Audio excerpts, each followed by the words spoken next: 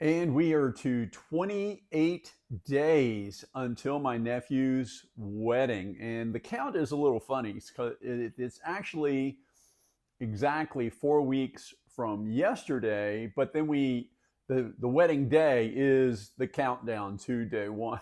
So it's like, well, why is it 29? It is actually 4 weeks, and then that is the final day. So 28 days left, less than 4 weeks until my nephew's wedding, and I can tell things are starting to get real because I've been doing this 50 days, counting down, trying to do that. We're not quite halfway through. And now my family is starting to contact me. They're asking me about the wedding, which is really weird because I have nothing to do with planning the wedding. but I guess they know that I've been, doing the countdown and trying to look into this stuff and figure it out. And so today's question was, what the heck is formal festive? What in the world does that mean? And you may recall, probably in the first week, we kind of were trying to figure that out. And then my sister-in-law started sending me pictures she found on the internet of Formal Festive, which in no way resembled anything at all that I had been able to find so far.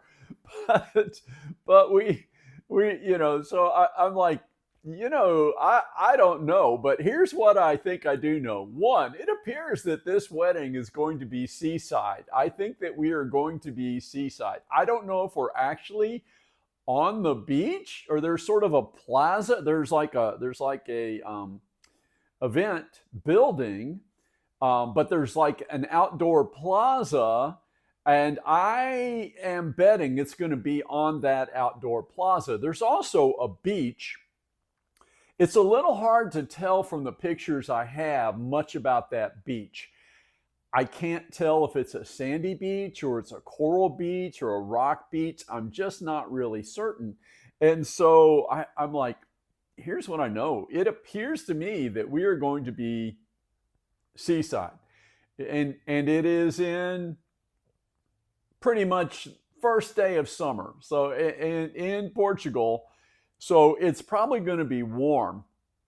And I would say anything you wear, you want to wear cool. So I'm like, here's what I'm thinking. I'm thinking it's dressy, but lighter fabrics, cooler colors, that kind of thing. And I'm like, and the shoes, you got to think about the shoes because if it's in the sand or even if it's on the cobblestones, you have to have shoes that you can wear like that. Like women, you almost certainly can't wear high heels. It won't work. And for even for men, standard dress shoes probably, if we're in the sand, they probably won't work. So I'm like, that's what I think I know. But they sent me these pictures, and the pictures are amazing. They are so, there's like suit jackets with white shorts and like ankle type socks and dress shoes and parasol. And this is the men. This is the men. It's like they have a parasol, like the bright yellow parasols, and they have, like a sports coat. In the pictures of the from the internet about Formal Festive, most of them didn't have a tie. They had a collared shirt but no tie. Although there were some that had bow ties, but not really very many standard ties. And so, but the parasol and the jacket and all of that stuff. I mean, I mean, when I looked at it, I thought, for here, I think the equivalent would be a seersucker suit. Which I think if you had a seersucker suit, that would probably be more or less the same thing.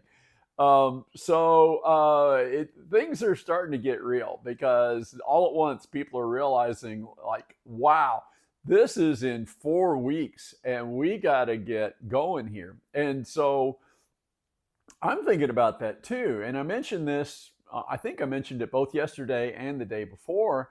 I have a few things going on. So I have a trip. I leave next week and I'm gone for nearly a week during that trip. And so if I need to get anything done, I can't count on any time during that week. And also, I'm not exactly sure how I'm going to do videos during that period of time. I really don't know. There's a possibility that I'm going to pre-record that week's videos and just schedule them, which, I mean, I've talked about this before. I mean, I have sort of these mixed feelings about that because on one hand, it would be it would be really nice to have those figured and keyed up and all that stuff so that I know it's taken care of and I don't have to stress about that while I'm on the trip. Because while I'm on the trip, I mean, it could be it's a business trip that I'll get at the end of the day and I just won't be able to get a video out that day. So I think I'm probably going to try to pre-record a week's worth and just schedule them. And again, as I mentioned before, I feel a little funny about that because part of the whole thing about the 50-day challenges is trying to each day get a little better, do a little more, kind of do that. And so obviously, if I'm pre-recording that, I'm just sort of missing that week. Then I have a week where I'm here, and then in the next week, kind of early in the week, I go to Portugal and we are going to leave. I have to look back at my thing. I think we're leaving on a Tuesday and arriving on a Wednesday. And the wedding is on Saturday. There's a party on Friday, but we need a little time to get there, adapt to the time change, maybe have a little time to do a few things, before the wedding. And then after the wedding, we're there for a day or two and then we come back.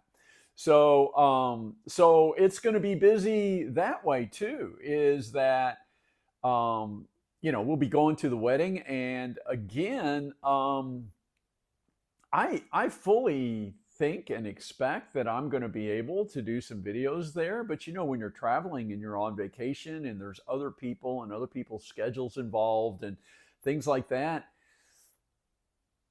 it might be kind of hard. So again, I may need to really just kind of knock out some extra videos to have some ready in case I need a backup plan. And that also is a little funny because as I kind of think it through, is I count down every day. And if I do that, if I just have sort of a backup video, I probably won't know exactly what day I'm going to use that in advance. So I don't know. I really don't know. But we're going to try to sort through all of these things. The logistics, I guess that's just part of it. But things are starting to happen. Things are going to start happening fast. And I think that I'm probably going to get a lot more phone calls like that trying to get this figured out. And it's going to be busy. And man, as I think about it, between trying to get ahead on videos, doing a trip, getting ready for the wedding. But on top of that, since I'm going to be gone basically 2 full weeks in the next 4 weeks, I also have to plan ahead for work and get all of my any work I can done for while I'm gone all squared away so that that's covered too. So I have to, usually when I go on these trips, and I go on a fair number of trips for work every year. I usually go on 5 to 7 trips a year, and almost all of them are 5 to 7 days at a time.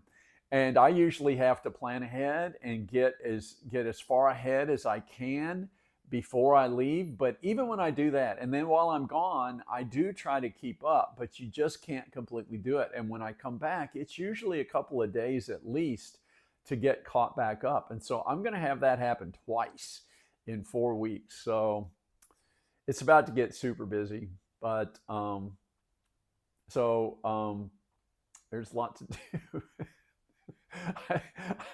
now that I'm getting these things about clothes and attire and all that stuff, I maybe need to shift my attention back to wardrobe and packing and all of that kind of stuff. And so there's a lot to do, but it'll be here before we know it.